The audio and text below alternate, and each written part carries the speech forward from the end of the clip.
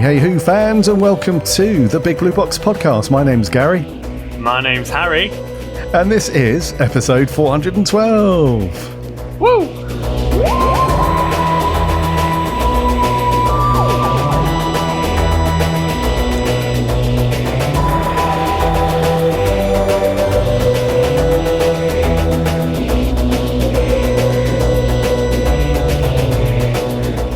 Welcome, Who fans, to another episode. We hope you are keeping safe and well. We hope you've had a cracking week and that you've all managed to do something Doctor Who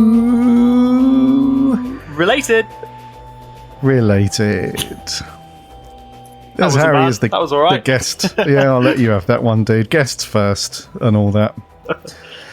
So, listener, welcome back to another episode. We've been away for a couple of weeks. We've had Adam, my regular co-host, as you well know by now, is back in the US. He spends some of his time here in the UK and then the other time over in the US. So he's over there, and then as soon as he arrived, he went off on some travels and a bit of a vacation and all that stuff. So he's not been around, and I used that as an excuse to have a couple of weeks off to plan some content and do some other bits and pieces. So you'll notice also that this is not Adam's voice to accompany me this week. It is, though, my co-host, my guest co-host for this week is Harry Walker, who you would have heard many times on the Round Table episodes with the other guys, and you would have read his articles and stuff on the website. So I'm joined this week for 412 by Harry. How are you, good sir? Oh, Gary, I'm good. I got to say, it's slightly different than the usual Round Table. You know, I've got about 4 times the amount of work to do, but no, this is great. Thank you very much for having me on. Yeah, Gary and Harry, eh? Gary and Harry. Oh, it's a pleasure, dude. It's a pleasure. So over the next few weeks, yeah, you will hear from each of the guys who accompany us on the round table, the writing team, basically, to throw down their mic skills on the old weekly eps. So the format of these episodes will be no different than the usual run-of-the-mill for the weekly episodes. We're going to have a bunch of news stories to talk through. The only difference is there won't be a review episode story to go through, but I will be throwing a load of questions at Harry this week to do a bit of a deep dive into Harry's history with Doctor Who and his experiences from the early days up until now, and then the future of Doctor Who and his thoughts on all that stuff. So a bit of a hybrid episode, which is going to be very cool. And before we get on to all of that stuff, dude, have you done anything Doctor Who related this week or since the last round table a few weeks ago? I'm trying to think if I've done anything Who related since the last round table. I don't think so. I mean, Doctor Who magazine arrived in the post today, and it was a really cool one because it actually came with a free Target book. It came with the paperback copy of The Evil of the Daleks by Fraser Hines, and it's the novelization of the repeat of the story that they did in the 60s, where Jamie is sort of recounting the events of the story to Zoe. And Fraser Hines obviously plays Jamie. He's written it himself. I didn't buy the initial release. I think it was last year. So it's really cool that it's come with the magazine. I'm looking forward to giving that a read. And Paul McGann is on the cover of this month. Obviously, this is a podcast, so listeners won't be able to see it, but I'm sure you can have a Google. He's looking like a Bobby Dazzler on the TARDIS there, from I think it was from the Stuff of Legend, which the guys reviewed last time. So that was pretty cool. In terms of like Who episodes, recently I've watched some Pertwee because I was up to Troughton in my marathon, and I kind of fell off Troughton a little bit. So I thought I'm going to just skip a little bit forward to the 70s just to like mix it up a bit. And for the very first time recently, I Watch The Mind of Evil, which was a really good episode. Okay. And funnily enough, I went back and listened to yours and Adam's review from a few years ago for that one, and you rated it highly. And it was fun to like watch the episode and then listen to your guys' thoughts. You're planning on doing like a episode-y spreadsheet type thing so that listeners can do that in the future. Mm-hmm. Am I mistaken? Or? No, correct. Yeah. Yes, we are. We're on the precipice of launching a new website. So I've been chipping away at it slowly over the last few months as a side project. And as part of that new website, there'll be a page with a big old table on there, but will list every single episode or story of Doctor Who, and then our corresponding podcast episode where we reviewed that story, so you can check the score and listen to it. And so that'll be helpful. We get that all the time, dude. I think we've had that. That's probably the one question we've had directed at me and Adam for years now. It's like, when can we see a list of like all of your episodes that correspond to the stories so we can do it? So yeah, that is coming. It's just going to be probably a month or two away before that launches. So in the run up to Christmas, that'll probably launch. Yeah. Nice. I'm looking forward to that myself. Yeah, that should be cool. So, dude, you have dived into some Who this week, which is good. Yeah, I like it. The poets we use, nice. I've had very quiet time with Doctor Who. The only thing I've done is on the last a couple of weeks ago, the last episode that Adam and I recorded, we spoke very briefly about something to do with the TV movie. I can't remember what it was. We mentioned it somewhere in the episode. And so that got me thinking that I'd not seen it in quite a while. So that's the only thing I've watched is the TV movie, the McGann. Nice. TV movie. And then I think actually, when the guys were on the last round table, the guys were talking about the live show, the stuff of Legend and McGann and stuff. And I think that got me thinking about the TV movie as well. So yeah, Sunday, McGann on. It was very cool. Do you know, you actually just made me remember. On the Sunday that the guys went to see the stuff of Legend. I was a bit disappointed that I wasn't able to make it on that day. So I actually stuck on the TV movie that night. I actually rewatched it. I forgot I did that until you just mentioned it, and it's it's just great, isn't it? I know it's kind of rubbish, but it's just lovely. Yeah, it's got a certain I don't know, there's probably a French phrase that describes the TV je ne sais movie. Quoi, or je ne sais quoi. Maybe yeah. I'm butchering that. Yeah, something like that. It's essentially, I think there's lots of different adjectives you can use to describe the TV movie or phrases, but you know, over the years you've heard, you know, it's like it's a Marmite thing, or it's an acquired taste, whatever you want to call it. It definitely has, I mean, I'm a big fan of it. I don't think it's the best Doctor Who that's ever been put out there by a long shot, but at the same time, I don't think it's the worst. I think it's got just a certain kind of feel to it that's different enough.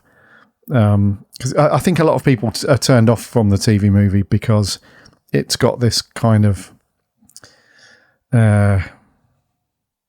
it's got this American flavour to it. You know, it feels like, and I guess that's kind of obvious because of the production, and I think it was filmed in Canada or the US, or a combination of the two. Vancouver, yeah. So it does have this. Of course, that's a Canadian thing. I don't, to our Canadian listeners, I'm not saying that it's the same thing as the US, but it just has this sort of. Let me rephrase it. It's got this Northern American flavour to it. I think I think the movie, like the story, is actually set in America, but I think it was just filmed in Canada, so it makes sense that it has like an American feel. Yeah. And any of the anyone that's old enough to have watched all of those sort of American sitcoms or just general TV shows from that time period, it fits into that sort of ilk quite well. It's got that feel to it. So I think that more than anything puts people off. I think over the years, the British audience has been very much like, this is our show. This is a British television show, and it should always be that and stuff. So when you deviate from that, I think you get, a little bit of you get some backlash, I guess. But overall, I think the TV movie is pretty good. I love I love McGann in it. I love the soundtrack. I love the TARDIS interior. It's got some really cool elements to it. So we'll have to review that one, because Adam and I reviewed it many moons ago. But I've seen it like a handful of times since then, and I'd love to get you guys on to do a proper deep dive on it as well, because I think there's there's quite a lot of stuff in there that's you and I could probably chat about this for another hour or two, just the TV movie. So yeah. But no, you and I have both watched it then. Nice. Yeah, like it. Alrighty, that's what Harry's been up to. It always amazes me with these guys, by the way, listener. Like when Adam and I record, very frequently, unless we've had like a new Blu-ray box set land, or we've, bagged a new bit of merch or gone to an event or something, we'll often say, have you done anything Who related? And we'll be like, no, not really, fairly quiet. Whenever I ask that question to these guys, they just reel off like 5 or 6 things like every single week or fortnight that they're doing Doctor Who related. And that's why they're the best in the biz at what they do when they write about Doctor Who and talk about Doctor Who and, events and whatnot. That's why they're so cool. It probably just shows that you and Adam have a life. And, speaking for myself, I'm just obsessed. I don't think about anything else or watch anything else. I tried to start like other TV shows. I think, what was it I tried to watch recently? I can't remember. But I try to pick other things up. I don't get along with them. I just end up watching Doctor Who again. I end up watching the TV movie for the 20th time. But yeah. Well, it's a healthy obsession. That's true. There are worse things to be obsessed with. Yeah. Yeah, of course. Yeah. So yeah, these guys are very cool, and a nice one, dude, for all the Who that you've been up to. So before we get on to the news, just want to remind you lot. So if you're one of the grizzled ancients, one of the long time listeners, then welcome back, of course. But if this is the first time that you're listening to the podcast, or you're a recent listener and you haven't yet followed or subscribed to us in your favorite podcast app of choice, make sure you do that so you don't miss any of the weekly episodes when we're not having a break, of course. They go out every single Friday. And then also once a month, we put out a bonus episode, which is the round table, where we draft in these guys and we have a good old chinwag about anything we like about Doctor Who. So make sure you are following or subscribing. That way you won't miss any of that content. You can also listen for free over on the website, which is bigblueboxpodcast.co.uk. All the podcast episodes are there, plus all the reviews and event reports and editorials from these guys are there. You can read all that stuff as well. We have a very cool blog over there as well. There are also links to the socials. We're on the usual stuff: Twitter, Facebook, Instagram, Threads, all that. Come and get involved over there. We chat Doctor Who throughout the week in between episodes, and we also have a very cool free Discord server which is full of really cool Who fans talking about Who stuff all the time. Like whenever I go into the server and see what's going on, there's just something being talked about all the time, every day. So it's really cool. So hop in there and chat Doctor Who with other cool Who fans. There's a link on the website for that, and that will drop you in there. Also, it would be, even though Adam's not here, we have to plug the Old Fellas. He had a birthday recently. The Old Fellas YouTube channel. Don't forget to remember to go and check that out. It's called The Geek's Handbag over on YouTube. There's a link in the description and on the website. Just go and check out Adam's stuff. Loads of Doctor Who content and geekery over there. And you can find him on the socials too, under the same name, The Geek's Handbag. Geek's Handbag. It's right, great dude. with a cup of tea, I've heard. Watching one of you are Adam's correct. YouTube videos. Yes. Yeah. Yep. Grab yourself a brew, get comfy, and check out all that stuff. So, dude, we are going to land the old girl and do some news. Alrighty.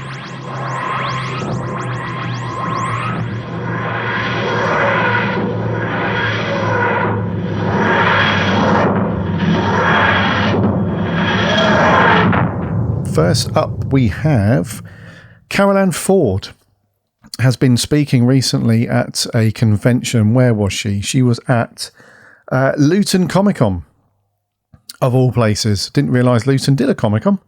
That's cool. Yeah, that's cool. And right, so she was there and obviously asked in these Q&As and all this stuff.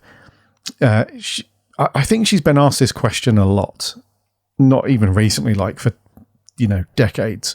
Mm-hmm. If she's coming back to star in the main show. And I don't know about you, dude, but I've always found this absolutely fascinating and surprising and borderline upsetting that she's never been in like any of the big anniversary stories, especially the 50th or the 60th that just rolled by. I've always found it crazy that as a surviving cast member from the original first episode, and let's be honest, right? She is knocking on a little bit. Let's be honest. However, she still looks fantastic, and she's still got all of her marbles and all that stuff. So it's crazy how she's not been involved. But she was asked about it, and she said that I don't know if I could survive the excitement. It would be intense, be all intensity. She goes on to say, it's not just returning, it would bring back all the memories of William Russell and Jackie and Bill and various other people who aren't with us anymore. I might be a little overcome and start blubbing. And then she went on to say that I keep being reminded that I'm the last one standing, and it's not something that I'm happy to hear. And then she goes on to say about the challenge of reintroducing her character after her being away for such a long time. She explains that he said he'd come back and get me and never did. She's referring obviously to the first Doctor. She said, I'd give him a good telling off if I saw him again. I understand their dilemma, how difficult it must be to write for me. It has been 60 years since I was first in it. She said, I've met Russell a few times and I absolutely adore him. He is the man that would be the boss man to say yes or no. So hopefully it's going to be a yes.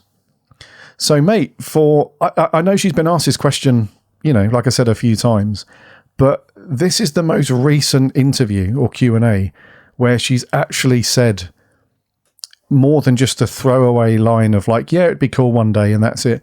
She's actually gone into a little bit more detail about how her character would be written back in. She's hoping to do it and all that stuff. So, mate, first of all, 2 questions for you. Number 1, are you just as surprised that she hasn't been involved in anything yet? And number 2, would you like to see Susan back in some shape or form?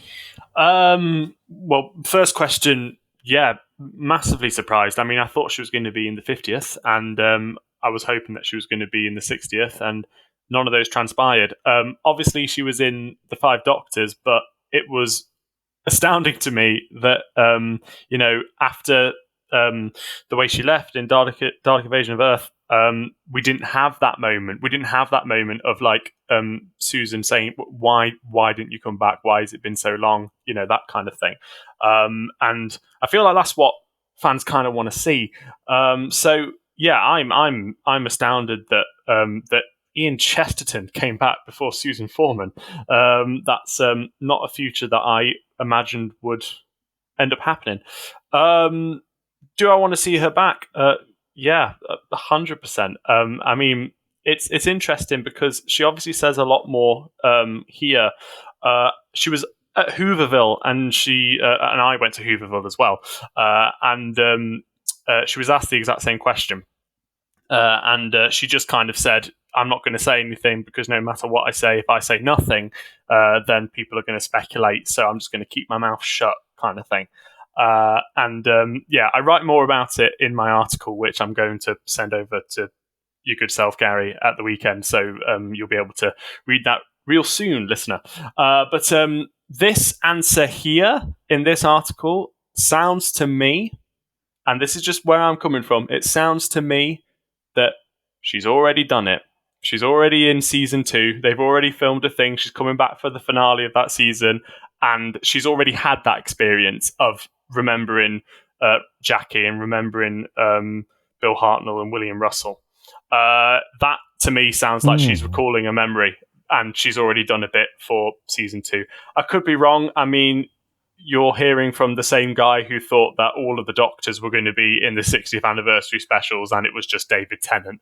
I'm by no means saying that I'm 100% convinced that's what's happening, but I wouldn't be surprised if she's... I mean, the way they built her up in the last finale, like I would be massively surprised if they just keep snubbing us of that return, if I'm being honest. And as morbid as it is, and we don't want to be morbid, but she is knocking on a bit. So it would be nice to bring that character back and finally have that payoff. Payoff that has been in waiting for the last 60 years. Yes, totally agree, dude. So you think that she's already done some filming and stuff? You think this is like a bit of foreshadowing because she's actually done this? This is more of a recall rather than a request. I think she's definitely trying to misdirect. I mean, Carole Ann Ford has been in the biz for decades, so she knows what she's doing and she knows how to navigate this. But I would not be surprised at all if this is just her talking from her experience on set, and she's already done a bit for the next season. Because why else would she have been such a huge focus in Empire of Death? Like that to me makes the most sense. Yeah. Yeah, I true. could be wrong. I hope I'm not, because I want to see Susan. But yeah, like you were saying, it's nuts that she's not been back for a big anniversary episode yet. So I think she's long overdue a trip back to the TARDIS. So we'll see, man. But fairly positive though from her.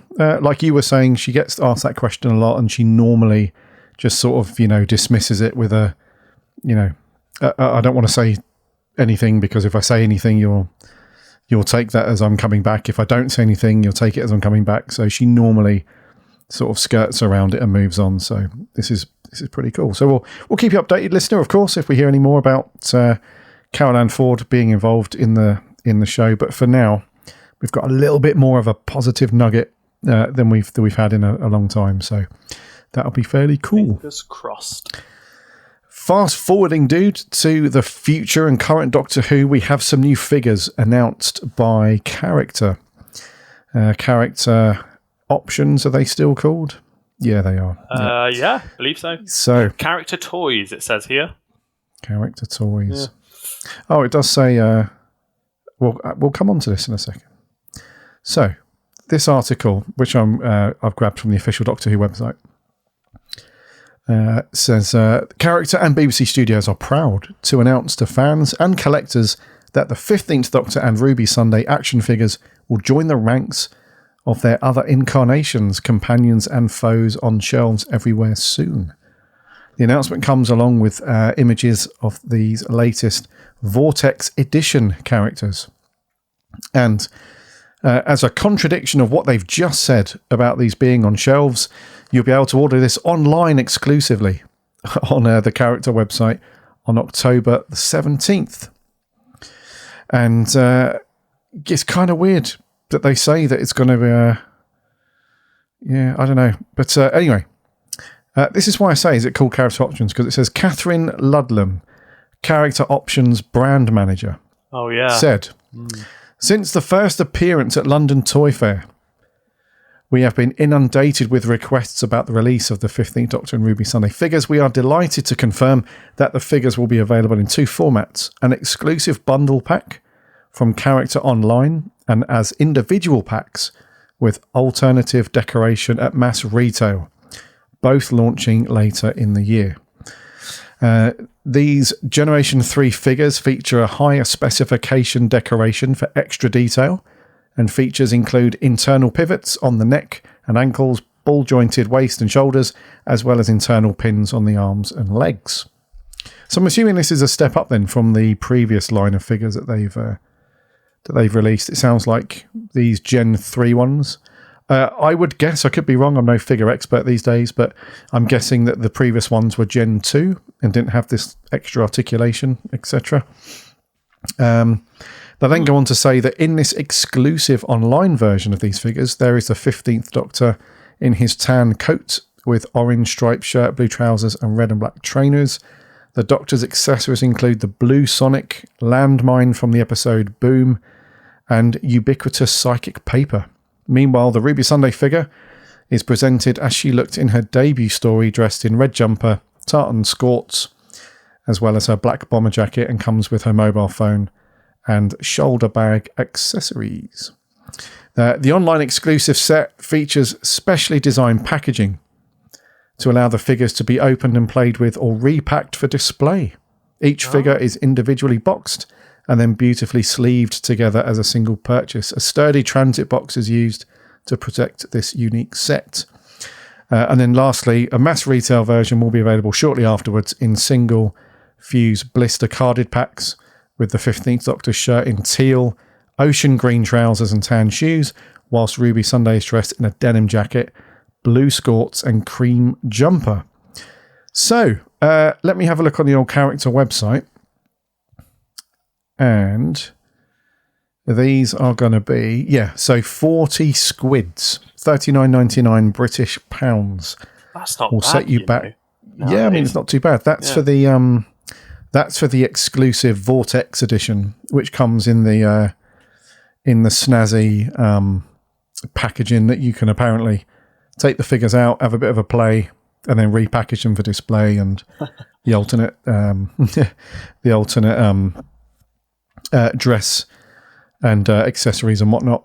And that's going to go live, as I said, Thursday the 17th of October, and then probably a month later, or at least a fortnight later, you'll be able to buy the same figures from retailers, but they'll have different clothes and not as many accessories and so on. So, Harry, I've never asked you this before, but do you collect these Doctor Who figures? Have you picked any of these up before?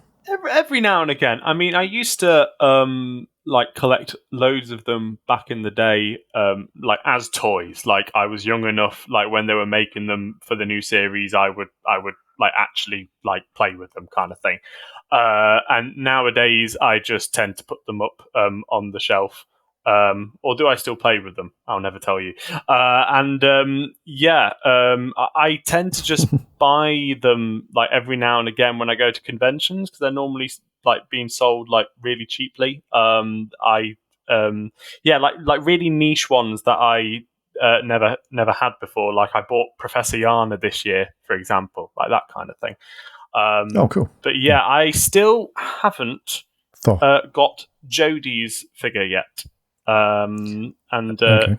I feel like now I really want to get these two figures because they look really cool, and then probably go back and get Jodie, so I have a complete new series Doctors set kind of thing. But I think these are wicked. I particularly love the fact that Shooty comes with a psychic paper. I don't think we've ever had that before, so that's really cool. I think I'll be buying these, mate. They're really good. Cool. Are you going to buy the exclusive one or the retail? Yeah, you know what? I might treat myself. Why not? Yeah, get the exclusive one, and then it'll be like a treat yourself collector's item. Yeah, that's cool.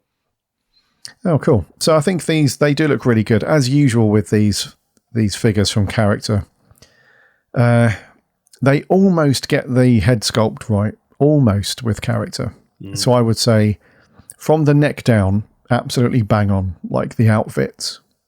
Absolutely spot on, and I love the accessories you get with this as well. So there's a few pictures that come with the Doctor and Ruby, and one of them he's standing on the disc shaped landmine from Boom and stuff, and he's got his Sonic. It all looks very cool. So I think that's cool. It'd be interesting to see what the outfits look like for the upcoming retail versions as well. So I would imagine if you're a fan of Shooty and Shooty's era, then you'll pick these up. Where it says they're coming to mass retail, I'm wondering if that's going to be a B&M thing for the other ones, perhaps, because I'm not sure of any other retailers that, I mean, what toy stores we have in the UK still? I think Tesco still has a figure section. Do they? Something. Yeah, I mean, the local one and Sainsbury's tends to have Marvel figures and things like that. So what's the actual toy store though? Is it Smith's Toy Stores?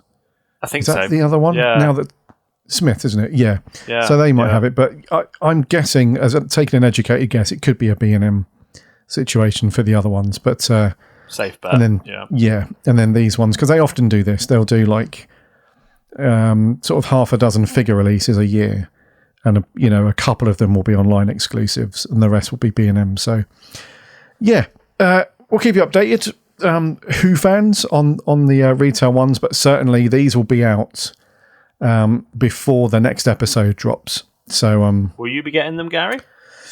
I don't really do Doctor Who figures anymore, dude. Fair. Yeah, I mean, the only thing that I really wanted to pick up, I say that as a huge contradiction to what I've just said. I was really after the recent Dalek twin pack that was going out of B&M. Oh yeah. Over the last week. But my local B&M store is just useless. Like every time I go in there, even though, because there's the Doctor Who merchandise website is so good. The website I mean, it's the Doctor Who site. Yeah. So merchandise.thedoctorwhosite.co.uk. They often do these really cool, for the B&M releases, they do this map where they map out all of the B&M stores, and then they will mark out all the stores that have got stock supposedly and all that stuff. And then they also give you the barcode and the barcode number for the set. So if you want to ring the store and say, look, I'm after this toy set, have you got any in stock? Here's the barcode number. Then in theory, you should be able to pick up the set, or at least check. But for some reason in my local store, whenever I go in there, even though I've got the barcode number and stuff, I just get met with this look of just utter confusion and just bewilderment. So I'll be like, excuse me, I just want to check to see if you guys have got something in stock. It's a Doctor Who set. It's a twin pack. It's called History of the Daleks. It's number 18. And here is the barcode and the barcode number and an image of what it looks like. And then whoever it is, Julie, Sandra, whoever, she'll look at me and she'll be like, oh, I don't know. Okay, so no worries. Is there anyone around who you think might know? I just want to know if you've got them in stock or if you plan on getting them. That's all. Oh, who would I ask about that? Let me have a... Oh, I don't know. Maybe Dave in the corner? Oh, Dave? Dear. Dave, can you just come and help this gentleman? Yeah, sure. So Dave comes over. Hello, Dave. Sandra's, Sanj, she's a bit lost. She thinks you might know. I'm after this, so I repeat to Dave what I've just said. And Dave looks at me with that same look, and he's like, oh, I don't know. I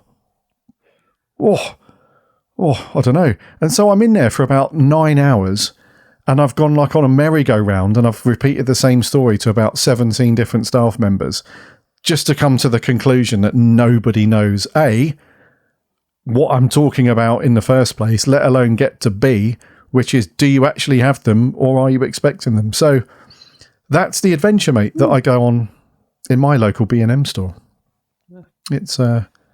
It's quite remarkable. Yeah. You'd think you think they'd know like what was coming in, and it's an exclusive set and everything. That's bizarre. Yeah, it's just weird, isn't it? So, while I'm having this conversation and I'm just trying to get some information about a supposedly widely available toy in this national chain of stores. Is it widely available? I don't know. Some dude will come in. Some dude will come in behind me and sort of interrupt. But like, oh, sorry to interrupt. I'm just after this, extremely rare Ming Chinese vase from the Ming dynasty. And somebody, like, all the staff will be like, yeah, we've got one of those, mate. Yeah, just follow me, and I'll get one of those for you right away. Obviously that's an over-exaggeration, but, somebody will come in and ask for something just as obscure, and all of the staff members will just snap out of it and be like, oh, yeah, we got them. Follow me, sir. Let's go. Sort you out. While I'm standing there like, hello, where are my Daleks at? Where's my Dalek 2-pack? Hello. I want my Daleks. So, yeah. So, listener, hopefully you have better luck than I do. Hopefully you've got a B&M store near you that's not run by witches and relies on magic, seemingly. What were we talking about? Right, the figures. The figures, so, yeah. So you asked me if I was picking these up. I don't really collect the figures. I was hoping to get that 2-pack Dalek set from B&M. That's a whole nother podcast on its own, I think. I think we should create a podcast called The Adventures of Trying to Buy Things in B&M. But a better name than that, obviously. Something in that, yeah. So there's your upcoming figures, listener. Shooty and Millie, the 15th Doctor and Ruby. If you're into those, pick them up. They look rather good. Right, rolling on to the next story. Tom Baker has reunited with iconic companion in an unseen pick for a new Doctor Who story. This is from Radio Times, and they've been given what looks like a press release from Big Finish to plug the upcoming 2 adventures that are going to land next year. So Tom Baker and Louise Jameson have reunited for 2 stories. The first one called The Hellwood Inheritance, and then the second story is called The Memory Thieves, and they will be released as a single box set via a collector's edition CD and download next year. Anyone that listens and orders stuff from Big Finish, you know the deal. You get the CD and then you get the free download if you buy the CD, or you buy the download but you don't get the physical, blah, blah, blah. So this story, or these stories, were written by Alan Barnes, and the Hellwood Inheritance will see the Doctor and Leela chased through the countryside by a headless knight before they realise they're in Hellwood Manor. With such a name, it's hardly surprising they find out it's the first safari park for ghosts. Ooh. Which sounds pretty cool, I must admit. Straight out of the That does sound pretty cool. That one. Yeah. And then the Memory Thieves, written by Phil Mulrine, will see the pair reunite, but this time the TARDIS lands in a community that may or not be terrorised by monsters, which I think is the most generic strapline for a Doctor Who story. Now, the picture that they've released, I think, dude, please correct me if I'm wrong. Yeah. I think that's a fairly old picture, mate, because I've seen a recent picture of Tom that went out, I think, the month before last, and he was looking really frail, really thin. You're looking a bit gaunt. Frail. Yeah. I think this picture, although this picture might be newly released from Big Finish of these 2, I think this picture was taken, I don't know, 5 years ago-ish, 4 or 5 years ago. Well, they record these things years in advance, don't they? So I reckon this was one that they did. I mean, this looks like Tom in like 2018 or something. So I think this is probably an old picture. Because like you say, I saw a photo of him that he did at a signing a few months back, and bless him, he was looking quite thin, and I think this is probably an older photo. I reckon. I got to say, the stories sound really good. I don't listen to Big Finish generally. It's kind of something which I'm going to get into once I've watched all of the TV show and read all the books that I have on my shelf, and then probably dip into these like many years later. But these sound cool. But yeah, old photo, I reckon. Yeah, samesies. So the press release was accompanied by some blurb. So this is from the producer, David Richardson. It says, as I write this, I'm blissfully enjoying the Blu-ray release of Doctor Who, The Collection Season 15, and happily reflecting on how lucky we are to be working with Tom Baker and Louise Jameson, again at Big Finish, on brand new stories in time and space. The Fourth Doctor and Leela are a perfect pairing, the Bohemian Time Lord and the Fearless Warrior, and it was a blast to take them to new places in this new box set of the Fourth Doctor Adventures. They're not the only ones in the TARDIS either. EastEnders star Tamsin Outhwaite joins as Joan Stone, a parapsychologist assistant. Elsewhere in the box set, Rosalie Craig from The Serpent Queen and Richard James from Space Precinct also feature. So this will be released in March of next year. It's up for pre-order now on the Big Finish website. And like you, dude, I think these stories sound pretty cool. I mean, we haven't got much to go on the second one. We just know that there's going to be a community that's being terrorized by monsters. That could be any Doctor Who story, really. But the first one sounds really cool. This safari park for ghosts. That sounds very cool. Hellwood Manor and all that lot. So, I mean, are they like ghost lions or something like that? Or ghost tigers? I don't think it's animals. I think it's just from what it sounds like anyway, a collection of, because this says they've been chased by a headless knight.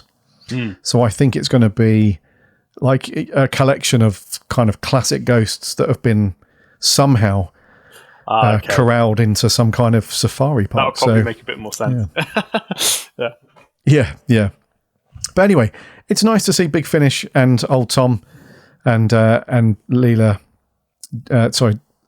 Jameson being featured in the wider media, which is very cool. So, yeah, I know a bunch of people on our Discord server will have already pre-ordered this, and we will have our own review of this when our dudes get around to it next year. So we'll review this one. But yeah, anytime we get more Tom Baker and Fourth Doctor is very cool. Absolutely. There we go. Last story. This comes via bleedingcool.com. This article went out yesterday, and they are digging through an interview that Russell T Davies did with SFX magazine post season 1 going out. So there was a lot of questions that surfaced after that, mainly around how so there was a lot of questions before the season went out around how they were going to structure the seasons now that Doctor Who is not only back on sort of terrestrial TV and iPlayer here in the UK, but as we all know, sort of making its introduction into the world of streaming internationally and all that stuff, how that was going to work. And then we also knew that fairly early on that they had already sort of blasted through and finished up most of the second season. So in light of that, there are more questions around, well, that's all well and good, but what's happening after that? What's the future of Doctor Who? Because season 3 has not yet been commissioned officially that we know of. None of that's happening. And then there was all these rumours that were firing around that Ncuti had been fired from the role. Millie had been fired, even though, you know, we debunked the Millie thing quite early on here because we said, look, she was only ever written to be in one season as a full-time companion. She wasn't fired or anything like that. But then people latched onto this whole thing around, you know, Ncuti's been fired and blah, blah, blah. So anyway, Russell was interviewed and he set the story straight on a few things. And they break this down into 3 areas. The first one was, as I said, the first lot of questions before this went out was how many episodes were going to be in each season and how long and all that stuff. So I'm not going to read the whole thing, but just pull out a few things that Russell said. He said, I'd like to do 52 episodes of Doctor Who a year. He said that would make me happy, but never going to happen. He said the new season was going to be 8 episodes plus 1 Christmas special, no matter which international streaming platform ended up co-producing Doctor Who. That's just a reality of what television seasons are like in this new streaming era. He said that 8 episodes were what the budget they asked for. That could cover the quality and the types of stories they wanted to produce. 8 episode seasons were established by Netflix as the standard length for a season of hour-long episodes due to the amount of money to be maximised and the belief that 8 hours is bingeable in one sitting and just long enough to engage viewers before they lose interest. This means the days of 13 episodes of Doctor Who are, at the moment, over, and a Christmas special, because there was no way Davies was ever not going to do Doctor Who for a Christmas special. So I think what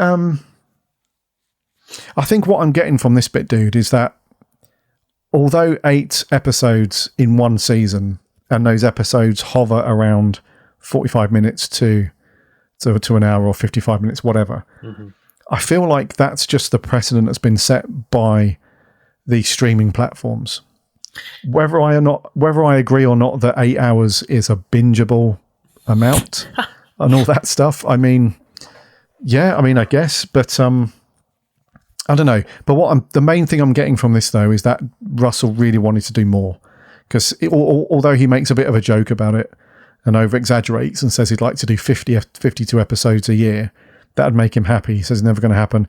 I think he'd want to do more than 8 a year. That's what I'm getting from. I mean, I think that makes total sense, given that, I mean, obviously, yeah, he's thinking about it from sort of a business perspective, if you like. It works in kind of like the current TV climate. But also, I feel like Russell's still writing it like it's a 13-episode season, because we still have kind of Monster of the Week episodes. And if you get a show like Stranger Things, for example, that show is sort of serialized. It's kind of like one big story. So it doesn't feel like you're really losing anything when you have like 8 or 9 episodes.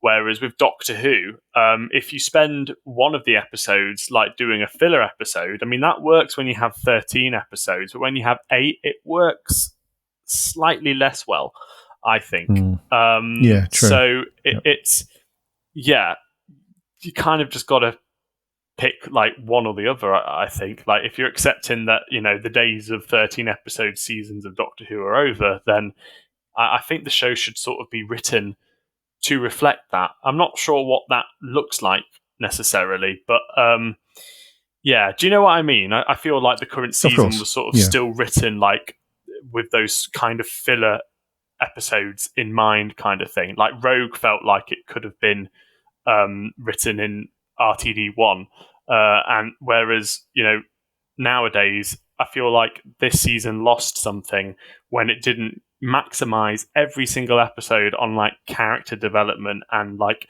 central relationships and conflicts and stuff, because there was no conflict between these two. As much as we love Shooty and Millie like in their roles, like the relationship wasn't really that interesting because there wasn't as much time to sort of flesh it out. And whereas if you compare it to, say, like Christopher Eccleston and Billie Piper, there was a lot of conflict in that relationship in that first series, citing Father's Day as an example.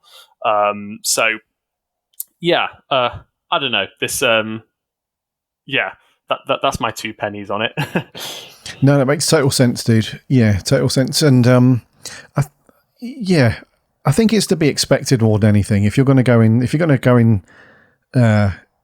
in cahoots with a streaming service, then you have to compromise a little bit. You can't just say, you know, we want all of your money, but then we're going to do it, you know, all our own way. There has to be some compromise there. And that's exactly what this is. This is the whole, you know, the shorter episode numbering per season and stuff like that. So that aligns more with all the other popular series that you see on Netflix and Disney and whatnot. So it's kind of to be expected. I remember when they first started making noises about this stuff a few months out from season 1 landing. We spoke about it on the round table, and Adam and I spoke about it. There were 2 things that people started losing their minds over. The first one was the shorter episode run. And then the second thing was the episodes airing at midnight. Do you remember that whole, you know, people just, this isn't fair, this isn't right, this doesn't feel like Doctor Who and all the rest of it. But I think once we get into like season 5 and 6 of this show from the streaming era, it will just be normal. You know, all this stuff will just slot into all the other streaming series that we watch and all that stuff. You know, it's that's not to say that Doctor Who will never return to doing 12, 13 episode series in the future. It just means that for now, in this climate of TV in the streaming world, you know, that's just how it's got to slot in, it feels like. I got to say, it's slightly disconcerting to read that, you know, they're thinking about how they can engage viewers before they lose interest. But I feel like that's probably a wider conversation about attention spans in general, and, you know, the kind of social media quick dopamine kind of age that we're living in. That, you know, we have to consider people who are making television have to consider things like, is it second screen enough? Like, can people binge this in one day, rather than thinking about, sustaining it over like so many weeks, because our sensibilities have changed to this sort of thing. So in a way, that's kind of sad, but it's nice that we still get a Christmas special, though, right? So that's always cool. something. Yeah, that's cool. And I think that was perhaps, I was just saying about if you're going to go in the same camp as somebody like a Disney Plus or Netflix, whatever, there has to be a bit of compromise. You have to do things a slightly different way than what you're used to. And I think that goes both ways. So probably Disney are like, look, we need to structure the season in this particular way because it's going to be on a streaming platform. And Russell was probably like, okay, fine, but I get my Christmas special. Like, that's not up for conversation. So yeah, you're right. We do get the old Crimbo special. So that's cool. Nice one, Russell. They then go on to say that not to worry about the lack of news about a third season yet. So as I mentioned, season 2, I think is pretty much done and ready to go. Mm-hmm. That was filmed so long ago now, it feels like. They've probably done the majority of visual effects work and editing and stuff. I would imagine that season 2 is just sitting on the shelf ready to be done. I could be wrong, but I just feel like that was filmed so long ago. Or it feels like anyway. So they state here, obviously, that officially the BBC hasn't renewed the series for a third time yet. But Davies has said he is optimistic there would be, and is already writing the script. So we knew that anyway. We covered that a few weeks ago, that he's already writing season 3. He said if the BBC had no streaming partners, they would scale down the budget and still make Doctor Who. He says, anyone that thinks Doctor Who might be cancelled are forgetting one thing about how the business works. There's the fact that the series consistently makes the BBC at least £100 million in sales and licensing every year. Wow. So they'd be crazy to cancel it. It's good business to keep making Doctor Who, basically. The BBC has announced that the latest series has been their most popular show amongst younger viewers, the 18 to 35 demographic. That's the demographic that all the major streaming services are currently going after. So if Disney Plus walks away, then Netflix and Amazon would be more than happy to pick up the co-funding and global streaming rights. So there's a couple of bits in there, dude, that we knew already. We knew that Russell was working on the third season already, writing the scripts. We knew that the Beeb had not officially announced or commissioned a third season. But then when you think about it, like you were saying, there has to be some decisions made about Doctor Who where it has to be treated like a business. Mm-hmm. Although you and I and all the other people that love to watch Doctor Who from a consumer point of view, mm-hmm. And they have to obviously make a TV show and be creative and cater to all that, it is still a money machine. It's still a business. It still has to do that. So if Disney just decided one day, I've had a word with Goofy, Donald's in on it, Minnie's in on it as well, we've all decided just Doctor Who's not for us anymore. So, catch you later. I would assume, because the other thing about the way this business works, right, is that the top bods at Disney Plus, the top bods at Netflix, Amazon, they all talk to each other. They all talk to each other. Even though they're competitors and rivals, they all talk to each other. I would assume that if that was to happen, Disney made the call to the Beeb or to Russell Monday morning and said, look, we don't want to do this anymore. Season 2 is going to be cool, but after that, we're done. I would imagine by the afternoon, the same day, Russell would get a phone call from somebody at Netflix or Amazon and say, we'll pick it up. We'll take it on from season 3 onwards. Here's a bunch of cash. Let's go for it. Because, like it was saying in this article, it makes all parties concerned quite a bit of money. So, dude. Oh, yeah. Do you think that we're on the announcement for a season 3 is coming over the hill? Or do you think they're going to long this out a little bit? I have no idea. I mean, I feel like if they were going to announce it, I feel like they're waiting until season 2, because I think if they were waiting on the reception for season 1, or they had a response to season 1 that they weren't expecting, probably not as good as they were expecting, they probably would have announced a third series already. Yeah, I reckon they'll probably announce it after season 2, I reckon. Whether or not Disney will keep it, I don't know. I mean, clearly it's making a lot of money, and we know that the mouse loves money. So I don't know why they would give it up. Yeah. What do you think?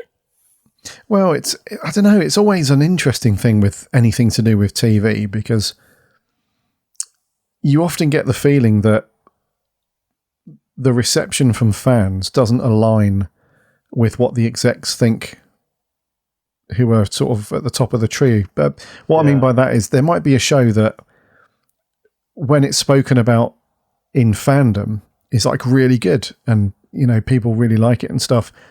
And then a week later, you get the announcement that the show's been cancelled, and everyone's bewildered. It's like, hold on a minute, that was actually really good. Why have they pulled the plug on something that people really like? So it's a bit of an odd.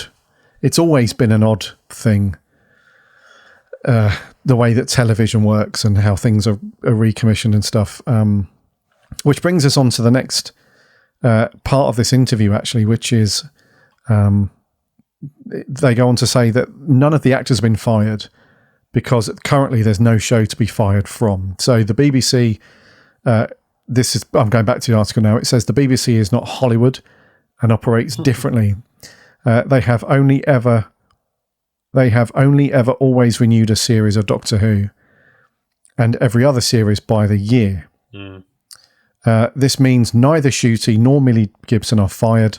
Unlike Hollywood, where TV networks sign actors up to 7-year contract commitment in case the series becomes a big hit, and the actors demand higher salaries when their contract is up for renewal, etc., actors on a BBC series only get their contracts renewed by the year. So that's what I was going back to what I was saying earlier about streaming services pulling the plug on things. Over in the US, they will often tie people in to multiple year contracts because, like it says in this article, if there's a hit out of nowhere somewhere, because this happened with things like The Big Bang Theory. Oh yeah. So when those guys were first making that show, I think that's years ago now, like 12 years ago or something crazy like that. They had no idea how successful that would be. I think that went on to be like the longest running single camera sitcom or something like that. Oh. And the amount of money that the actors made in that show by the final season is just ridiculous. Like Jim Parsons, the guy who played Sheldon Cooper, the amount of money he got per episode in those final 2 scenes, I think it was. We're talking crazy money, dude. We're talking like millions of dollars per episode, and there's 22 episodes in a season, plus a cut of the future streaming rights and everything like that. So what they do is they lock actors in to like multiple years, so that if the program blows up and becomes successful, the actor can't go and say, I want an extra $10 million, because they're like, well, you can't, because you're under contract for 5. I'm not going to give you 10, that kind of thing. Yeah. So this is like the opposite to how British television works, mainly with the BBC.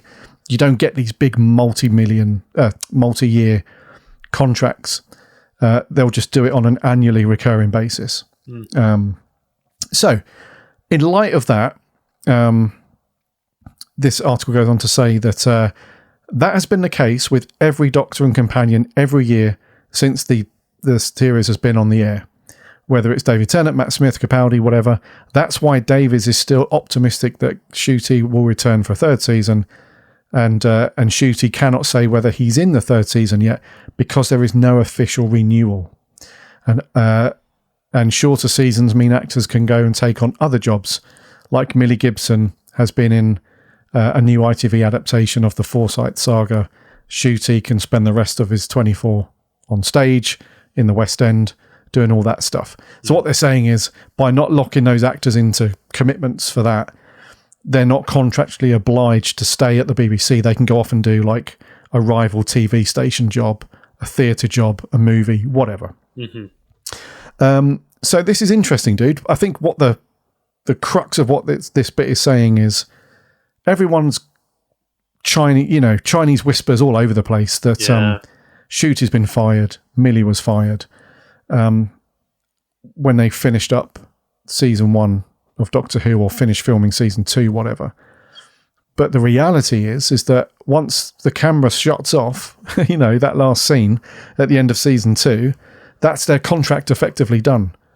So how can they be fired from something that they're not actually currently employed in? Anyway, I mean, they got to work, right? They got to keep making money. That's keep the lights on. Exactly. So it's one of them, and the press love drama. So all of this, like really, fiery language of saying like they're fired or Millie Gibson walked or whatever. It's it's all got to be taken with a pinch of salt because as far as we know, none of these actors who have been in Doctor Who for the last several years, they've all walked away of their own choice, right? When it was the right time. So I think it's all just noise at the end of the day. And I think, I mean, it sounds like to me that if we, because obviously Shooty and Millie, they're doing some other things we're not sure about Farada Sethu, who's joining us next year. But it sounds to me like if they do season 3, they're definitely going to do season 3 because, as we've established, they can't cancel Doctor Who because it's a money spinner. But I reckon we're probably not going to get it in spring 2026, which I think is what Russell had hoped initially when he became showrunner again, like Doctor Who, regular time every year, that kind of thing. I reckon we'll probably have another gap. They'll probably like push War Between the Land and the Sea, push it back into early 2026 so we get something in between so that it feels like a bit less of a gap. That's my feeling. I don't think we're going to have probably a longer wait for that season, I reckon. Unfortunately. Yeah, I'd agree with that, dude. Yeah. But that can sort of conclude some sort of the juicy bits, if you like, from that interview of SFX magazine. And, we've pulled out, some of the bits that we knew were the case anyway, but it's always good to hear this stuff from the horse's mouth, right? So there will always be, not just Doctor Who, but in any fandom, there will always be this echo chamber of stuff that's circulating around, and you just cannot take it as read because either Russell hasn't confirmed it or the BBC or Disney, whatever.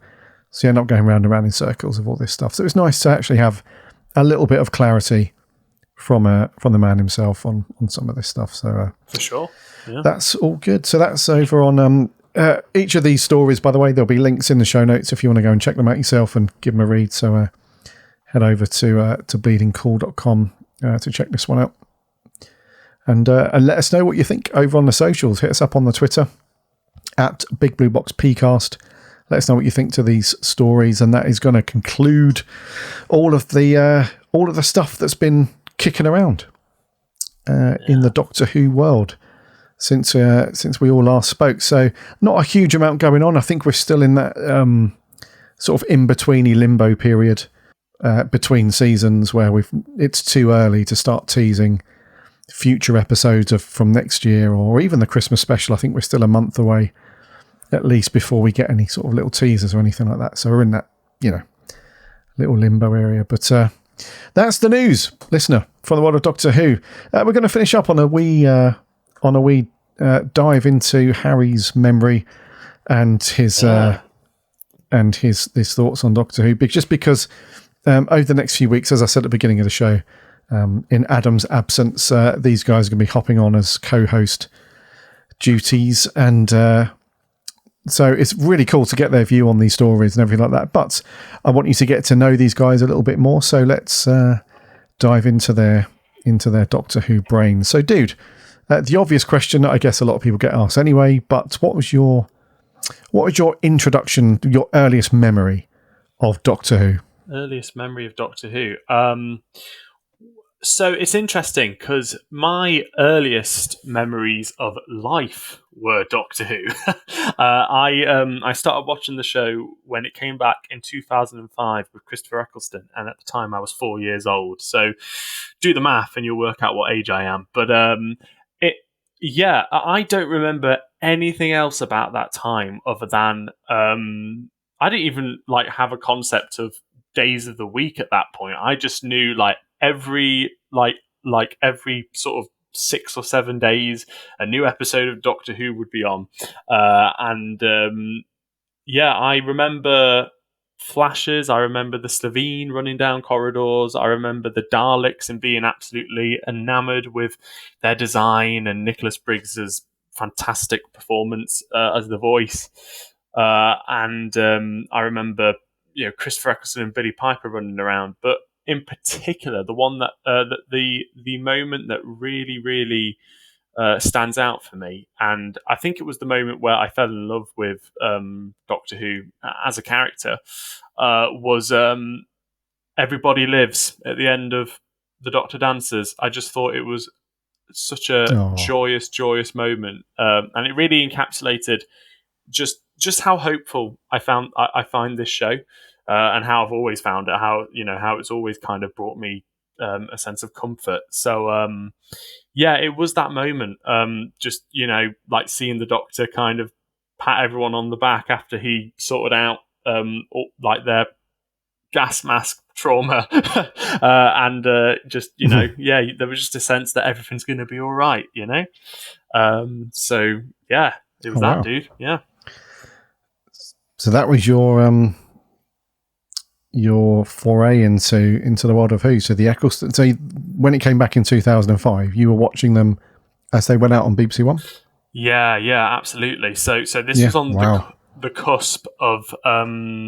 So I feel like I was born into sort of the last generation of kids that watch VHSs and tape things on the TV, at the time we only had the 5 channels, so it was at the weekend, no kids TV. It was the only thing that was on really for kids, and reruns of Danger Mouse and Thunderbirds on Sunday morning. It was the only thing that was on, but I was just enamored with it. Straight away, It was almost like falling in love at first sight, as cringy as that sounds. I was immediately I loved the aesthetic and the fun and the variety and just everything about it really. And it carried on into David Tennant. It was year on year whenever Doctor Who came on, I just watched it every single week. It was funny because I remember watching The Christmas Invasion, and that was the first time I was introduced to the concept of regeneration, and I didn't even really question it. It was probably just because I was so young, but I just I noticed the fact that the Doctor had a different face, and I was just like, oh, okay, I guess he just looks different now.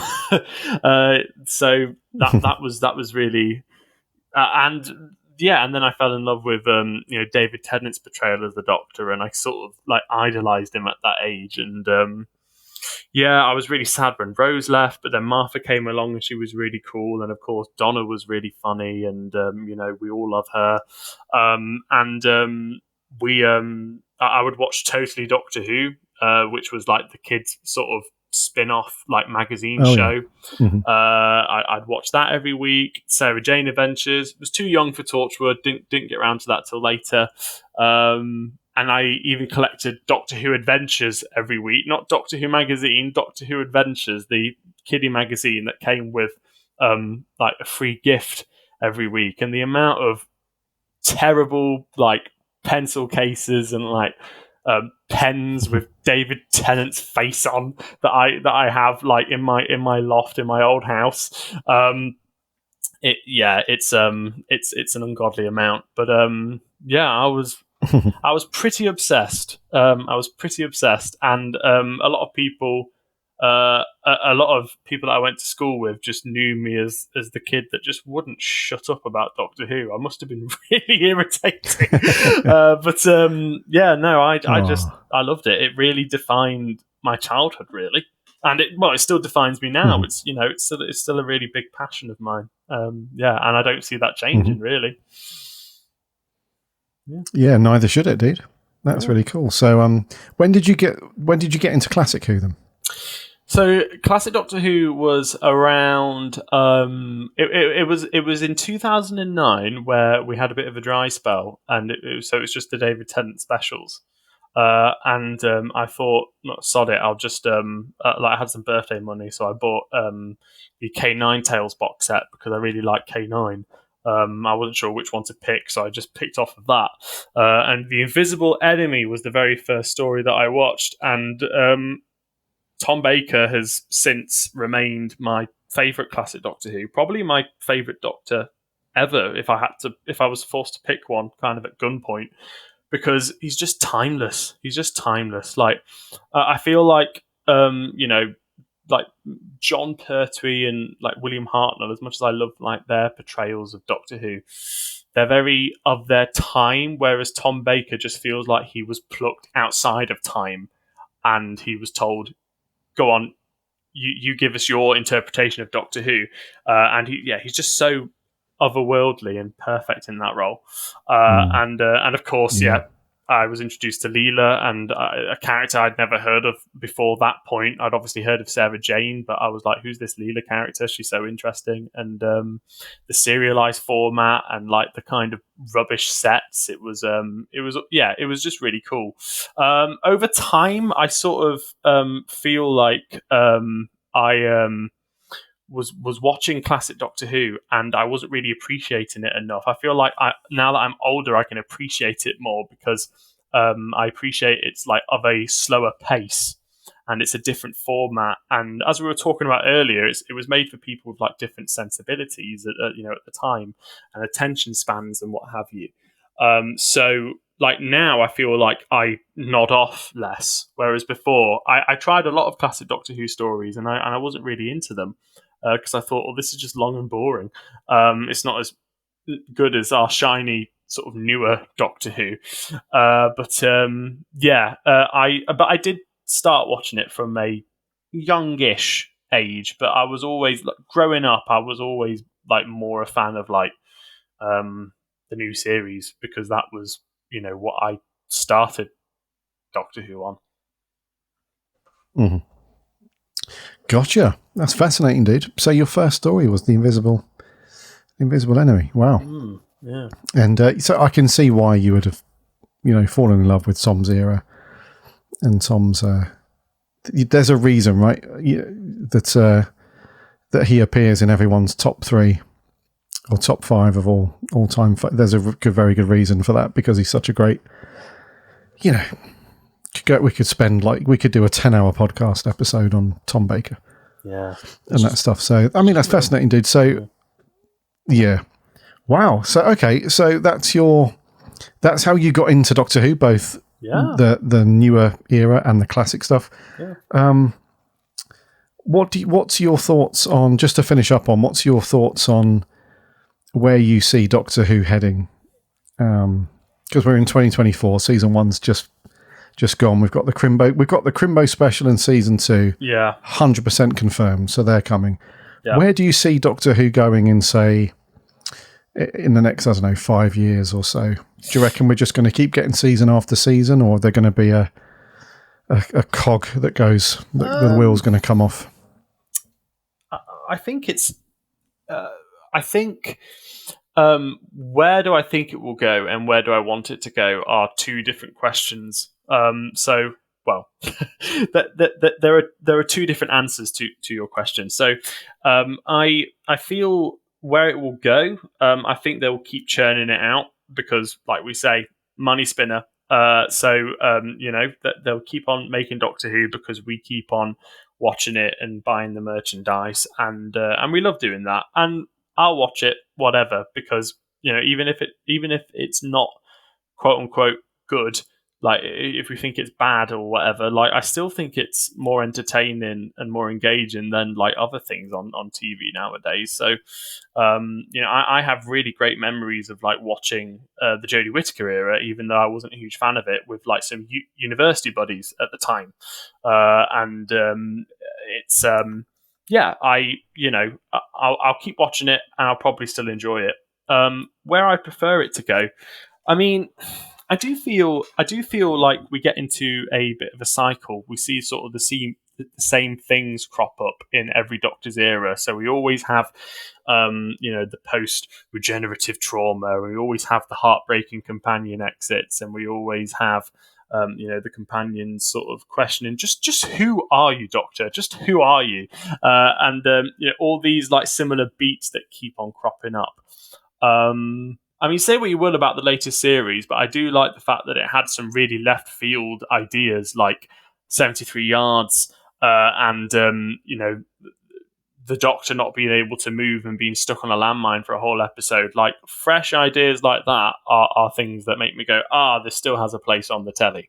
But I do feel like Doctor Who needs a bit of a rest, because I think it's slowly running out of ideas, and I think if we just rest it for a bit and then generate that hunger a bit more, it doesn't even have to be as long as it was initially when it ended with Survival.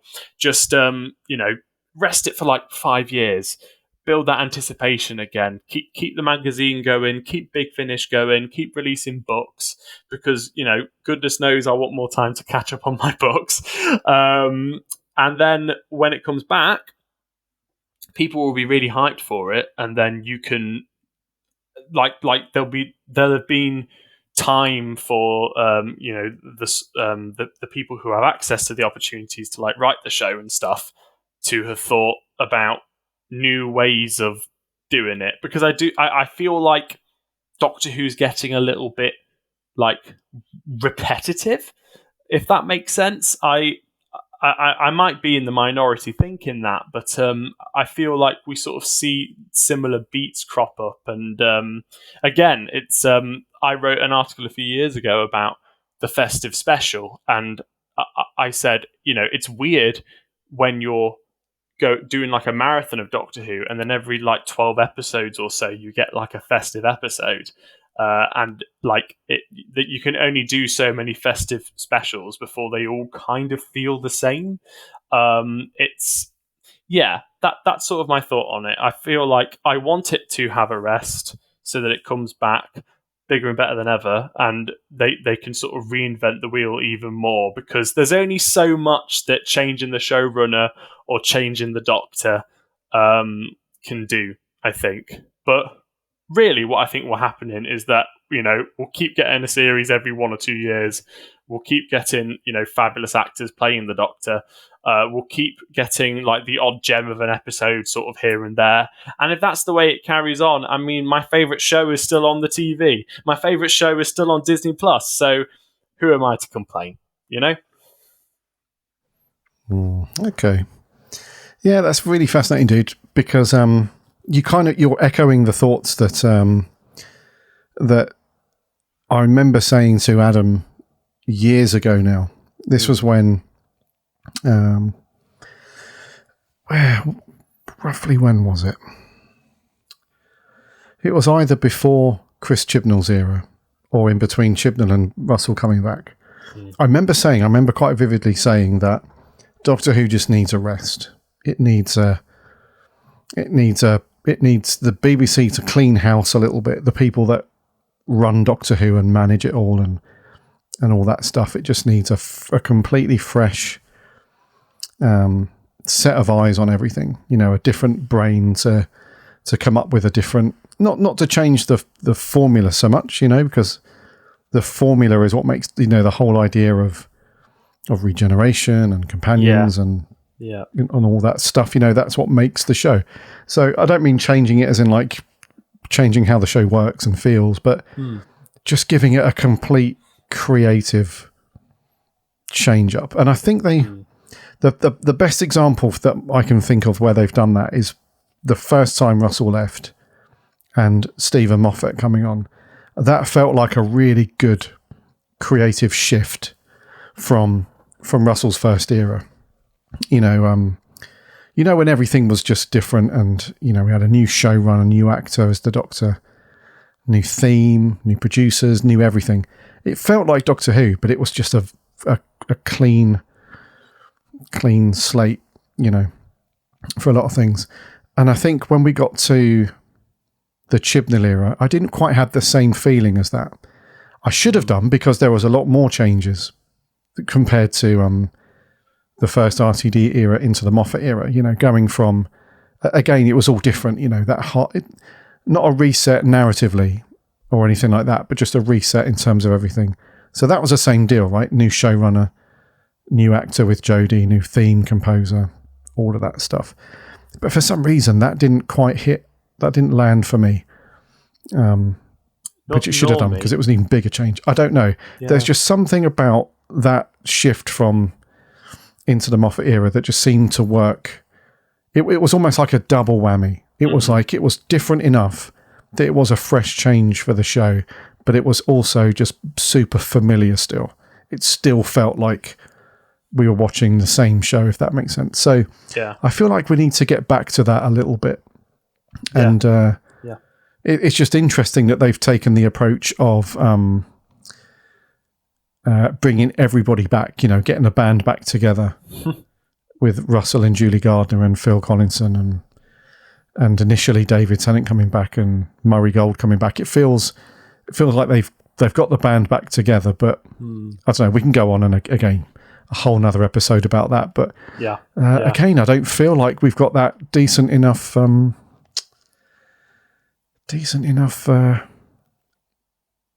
I don't feel like it's different enough and still familiar. I feel like they've tried to be too different.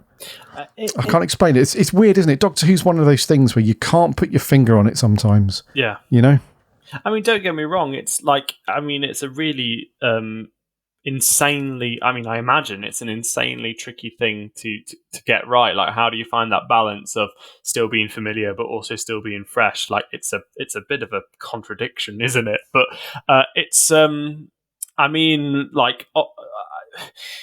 as we were saying earlier, like the 8-episode format, really embrace that. Like make Doctor Who like more of a serialized drama like other shows on streaming platforms. If you want to make it like engaging for that modern day sensibility like we're talking about, then like go back to its roots a little bit. Like, that's still familiar, but at the same time it's also different because we're not, you could do something like Flux. Like Flux obviously, it wasn't great, but the principle I really liked, having a one long story, but also kind of each episode kind of stood on its own. I really, really liked that format.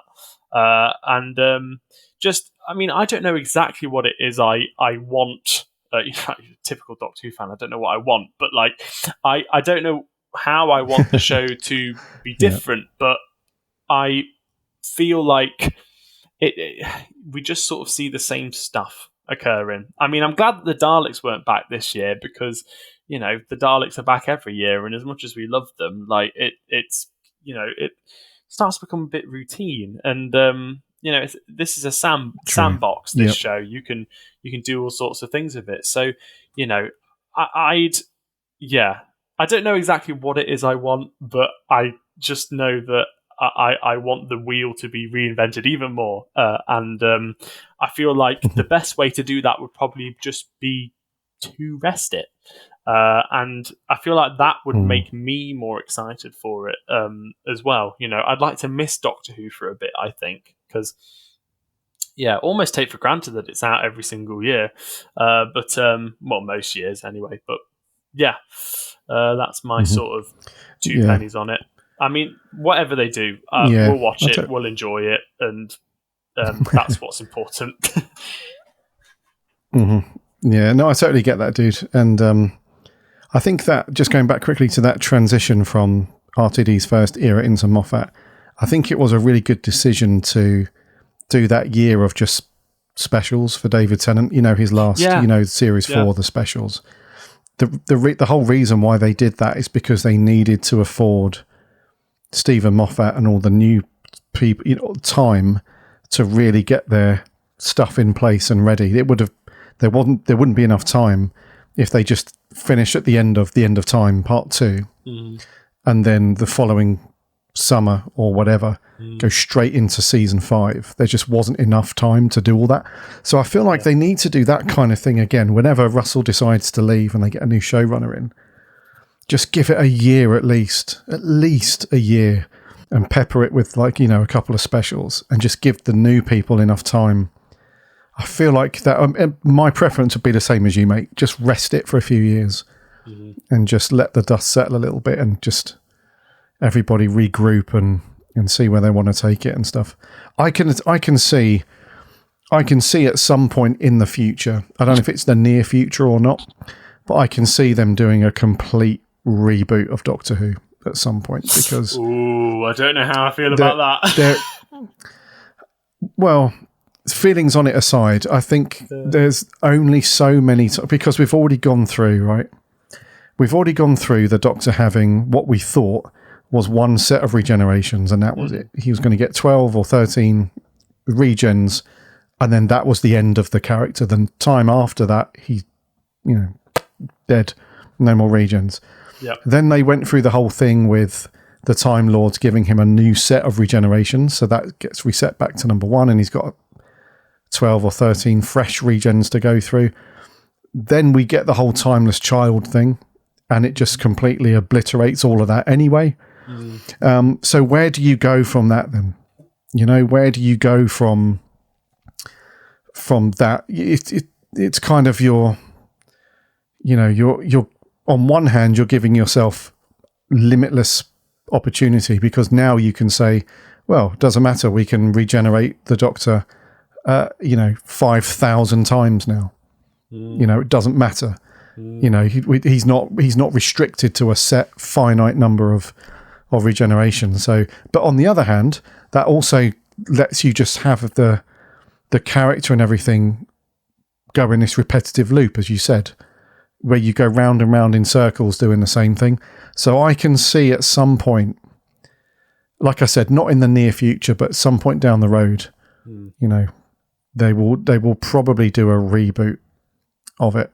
They'll rest it for, I don't know, 6-7 years, perhaps 8 years, and then they'll come back and it will be the first Doctor, and it will be a slight twist on how things work and all that stuff. So I can just see that, being a thing. I don't know. Yeah. Yeah, of course, fandom will destroy that, and it will be the worst thing ever until people watch episode 1 and they'll be like, actually, it's not too bad. Not too bad. So anyway, but mate, that's been so cool to dive into your memories a little bit and get your entry into the world of Doctor Who and your thoughts on where we think it's going and stuff. It's fascinating, man. So thank you very much for your co-host duties and whatnot. And I think on that, should we call it a bombshell? Our thoughts on this, perhaps, on that bombshell. Yeah. We'll end it there. Yeah, for episode 412. Alrighty.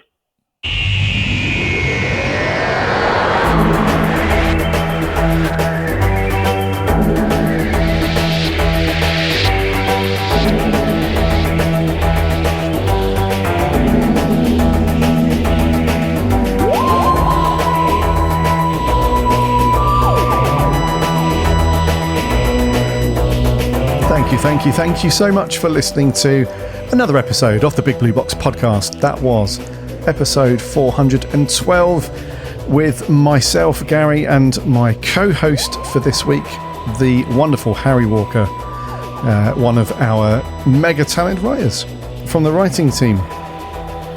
We recapped on all the news, as I mentioned earlier. Those links will be in the show notes, so if you want to dive into those, let us know if you pick up the new character options figures. just hit us up on the Twitter or on Discord. Let us know what you think to those. And if you've got any thoughts as well on the future of Doctor Who, then also let us know. Fire us a tweet or on Facebook or on Discord, whatever. Just let us know your thoughts on that stuff. And as I mentioned earlier, make sure you are subscribing or following to this podcast in whatever app you listen to your podcasts on. So every time we release a new episode, it pops up in your feed and you can check that out. The weekly episodes that go out on a Friday, plus the monthly roundtable with this lot. You'll get that as well for free. You can listen on the website as well, bigblueboxpodcast.co.uk. You can check out all the articles and reviews from this lot. Plus you can link off to the socials and the Discord and everything, and you can get involved over there. And if you've got a minute, if you like the podcast and you listen on something like Apple Podcasts or on Spotify, if you want to leave us a rating or review, that would be awesome and very much appreciated. And thank you so much to those of you that have already done that. Harry, until next time, dude, on the round table, it's been great having you on. Cheers, dude. Thank you, Gary. This has been so much fun. It's such a lovely idea to do a memory lane thing. I'm looking forward to hearing the others. Yeah, this has been cool. Thanks. Indeedy. No worries, man. Until next time, my name's Gary. My name's Harry. And remember,